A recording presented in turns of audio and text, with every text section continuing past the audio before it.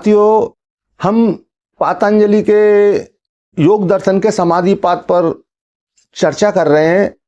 तो आज का विषय है योग सूत्र 33 पर हम गहरी व्याख्या समझेंगे। पातंजलि ऋषि योग सूत्र 33 में समाधि पाद में हमें क्या बता रहे हैं, क्या गहरी बात हमें समझाने का प्रयास कर रहे हैं। तो उस म्यूजिक की फ्रीक्वेंसी का पता होना चाहिए। वो म्यूजिक, वो संगीत किन फ्रीक्वेंसी का उत्पादन कर रहा है, उस म्यूजिक से कौन सी फ्रीक्वेंसी बन रही है। एक विशेष फ्रीक्वेंसी आपके मन को स्थिर बनाती है और वो विशेष फ्रीक्वेंसी मैं आपको बता रहा हूं, नोट कर लीजिए। तो जब आप उन फ्रीक्वेंसी को जो है यूट्यूब पर सर्च करेंगे, उस फ्रीक्वेंसी को उस हर्ट्ज के साथ जब आप सर्च करेंगे तो आपको वो म्यूजिक मिल जाएंगे। तो आप 432 हर्ट्ज की म्यूजिक सुने, 528 हर्ट्ज फ्रीक्वेंसी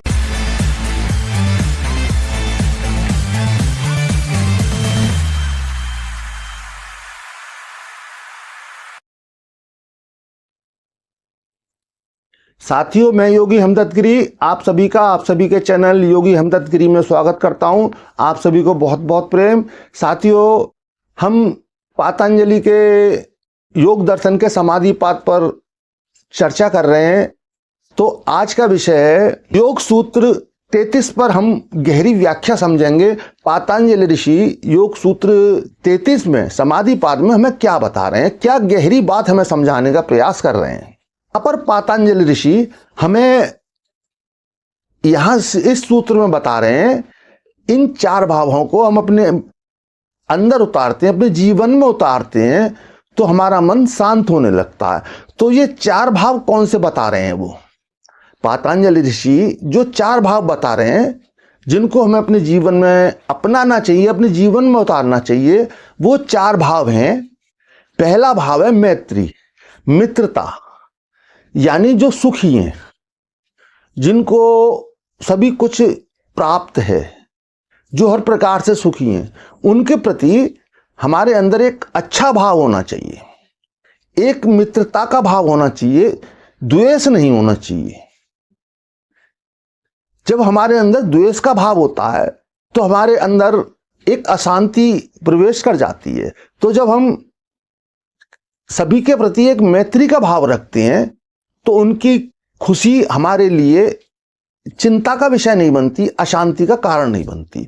और दूसरा सूत्र शब्द बता रहे हैं जो कि हमारे भाव, दूसरा भाव जो कि हम अपने जीवन में उतारें तो हमारा मन शांति की ओर जा सकता है, हमारा मन शांत हो सकता है। और वो दूसरा भाव है करुणा, दुखी व्यक्तियों के प्रति, जो दुखी हैं, जो परेशान है, उनके प्रति करुणा का भाव रखना। आप समझिए इसको, करुणा का भाव। ये करुणा का भाव होना एक बहुत सच्ची पूजा है। इससे अच्छी और सच्ची पूजा दूसरी हो नहीं सकती।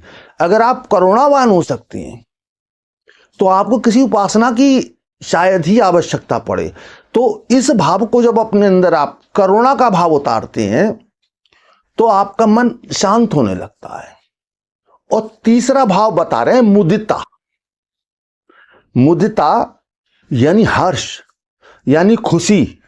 जो पुण्य आत्मा हैं, जो अच्छे लोग हैं, जो अच्छे कार्यों में लगे हुए लोग हैं, जो अच्छे अच्छे कार्यों के कारण प्रशंसनीय लोग हैं, उनके प्रति हमें अपने मन में हर्ष का भाव रखना चाहिए, ना कि कोई द्वेष या जलन का भाव।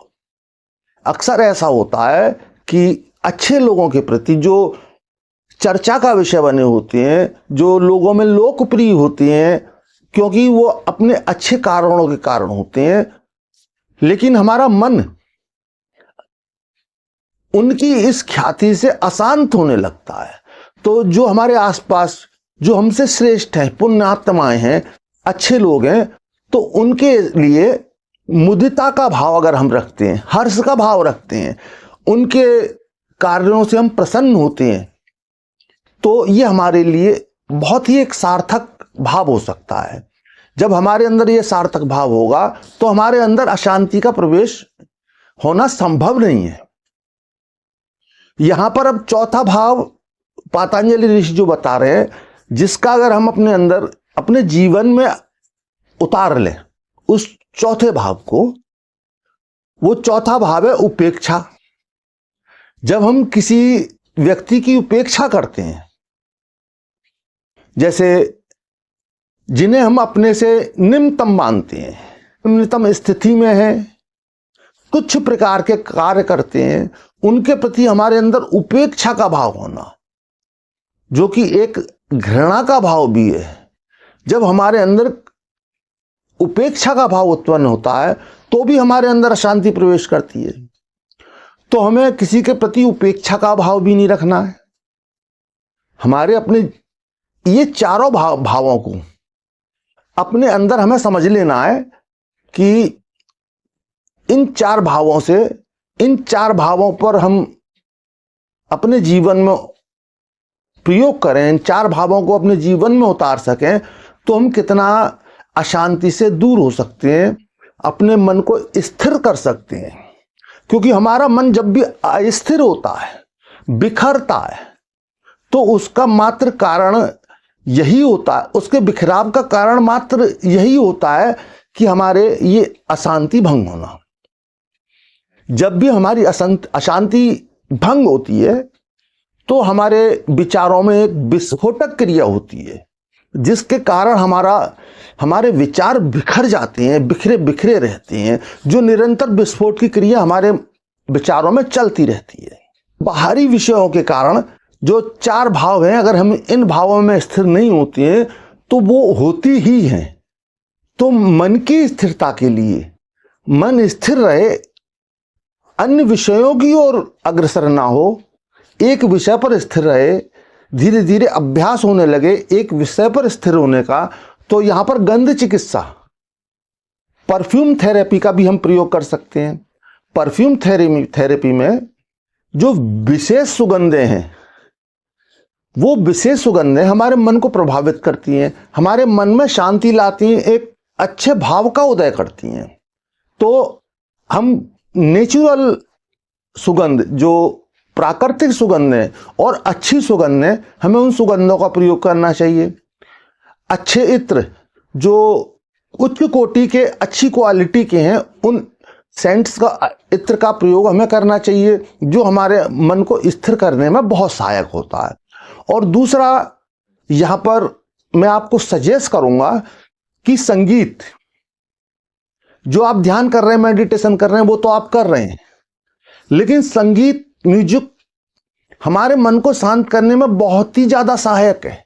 लेकिन संगीत कौन सा, म्यूजिक कौन सा सुने हम, यहां भी इस चीज को बहुत समझ लेना आवश्यक है। क्योंकि एक संगीत हमें डिस्टर्ब कर सकता है, परेशान कर सकता है, वहीं एक संगीत हमें बहुत ज्यादा रिलैक्स और शांत कर सकता है। तो आप जब भी रात को सोते हैं, सोते समय अपने कानों में लीड लगाकर कुछ देर, 10 मिनट, 15 मिनट, 20 मिनट, जब तक आपको नींद नहीं आती है तब तक आप म्यूजिक सुनते रह सकते हैं। अब म्यूजिक में समझ लीजिए आप कि म्यूजिक कौन सा सुनना है आपको, वो संगीत आपको कौन सा सुनना है। तो एक विशेष फ्रीक्वेंसी वाले संगीत हमारे माइंड को बहुत रिलैक्स करते हैं। कोई सा भी आपने यूट्यूब से डाउनलोड कर लिया म्यूजिक, स्लीपिंग म्यूजिक, ऐसे नहीं चलेगा। तो आपको उस म्यूजिक की फ्रीक्वेंसी का पता होना चाहिए, वो म्यूजिक, वो संगीत किन फ्रीक्वेंसी का उत्पादन कर रहा है, उस म्यूजिक से कौन सी फ्रीक्वेंसी बन रही है। एक विशेष फ्रीक्वेंसी आपके मन को स्थिर बनाती है, और वो विशेष फ्रीक्वेंसी मैं आपको बता रहा हूं, नोट कर लीजिए। तो जब आप उन फ्रीक्वेंसी को जो है यूट्यूब पर सर्च करेंगे, उस फ्रीक्वेंसी को उस हर्ट्ज के साथ जब आप सर्च करेंगे तो आपको वो म्यूजिक मिल जाएंगे। तो आप 432 हर्ट्ज की म्यूजिक सुने, 528 हर्ट्ज फ्रीक्वेंसी के म्यूजिक सुने, 639 या 741 हर्ट्ज फ्रीक्वेंसी के म्यूजिक सुने। ये आप फ्रीक्वेंसी नोट कर लीजिए। सॉल्फेजियो फ्रीक्वेंसी के म्यूजिक सुने, तो आप सॉल्फेजियो फ्रीक्वेंसी आप सर्च करेंगे तो यूट्यूब पर उस फ्रीक्वेंसी के म्यूजिक निकल कर आ जाएंगे, जिन्हें आप सुन सकते हैं, जो आपके माइंड को बहुत ज़्यादा रिलैक्स बनाएंगे। बाइनॉरल बीट्स जो 432 फ्रीक्वेंसी उत्पन्न करती हैं, बीट्स 432 सर्च करेंगे तो वो म्यूजिक आपको यूट्यूब से मिल जाएगा। लेकिन ये सभी म्यूजिक आप एक बार ठीक से चेक कर लें, डिस्क्रिप्शन में जाके चेक कर लें कि उतनी ही फ्रीक्वेंसी के हैं। तो यह फ्रीक्वेंसी म्यूजिक में बहुत ज़्यादा मायने रखती है, महत्व रखती है कि आप किस फ्रीक्वेंसी के म्यूजिक का प्रयोग कर रहे हैं। तो टिबेटियन सिंगिंग बाउल फ्रीक्वेंसी का प्रयोग कर सकते हैं आप। टिबेटियन बाउल सिंगिंग फ्रीक्वेंसी आपके लिए बहुत ज़्यादा उपयोगी हो सकती है। ये भी आपको यूट्यूब पर सर्च करेंगे तो मिल जाएगी। तो किस तरह से हम गंध के द्वारा, किस तरह से संगीत की म्यूजिक की फ्रीक्वेंसी के द्वारा, किस तरह हम जो पातंजलि ऋषि 4 भाव बता रहे हैं, इन 4 भावों को अपने जीवन में प्रयोग करते हुए अपने मन को शांत अवस्था में ला सकते हैं। और साथ ही मैं आपको बता रहा हूं, जो फ्रीक्वेंसी मैंने आपको बताई हैं, जो लोग डिप्रेशन में भी आ गए हैं, डिप्रेशन में आ चुके हैं, बहुत ज़्यादा तनाव में रहते हैं, अगर वो इस फ्रीक्वेंसी के म्यूजिक सुनेंगे तो उन्हें किसी अन्य ट्रीटमेंट की, किसी अन्य तकनीक की आवश्यकता नहीं है। मात्र म्यूजिक सुनने से, विशेष फ्रीक्वेंसी जो मैंने आपको बताई है वो आप नोट कर लीजिए, वीडियो दोबारा से चलाकर वो आप सब नाम नोट कर लीजिए, उन फ्रीक्वेंसी की नंबर नोट कर लीजिए, जैसे 432, 528, जो भी फ्रीक्वेंसी मैंने आपको बताई है वो आप नोट कर लीजिए। ये आपके बहुत काम की हैं। आप कुछ दिन अगर इन फ्रीक्वेंसी के म्यूजिक्स को सुनेंगे तो कुछ ही दिनों में आप देखेंगे कि आपके अंदर कितने चेंज और परिवर्तन आ रहे हैं आपके अंदर। तो पातंजलि ऋषि के बताए 4 भावों को हम अपने जीवन में उतारते हुए, अपने मन को शांत करते हुए कैसे समाधि की ओर अग्रसर हो सकते हैं, आप समझ पाए होंगे। और साथियों, मैंने अपना प्रयास पूरा किया है कि आपको ठीक से समझा सकूं।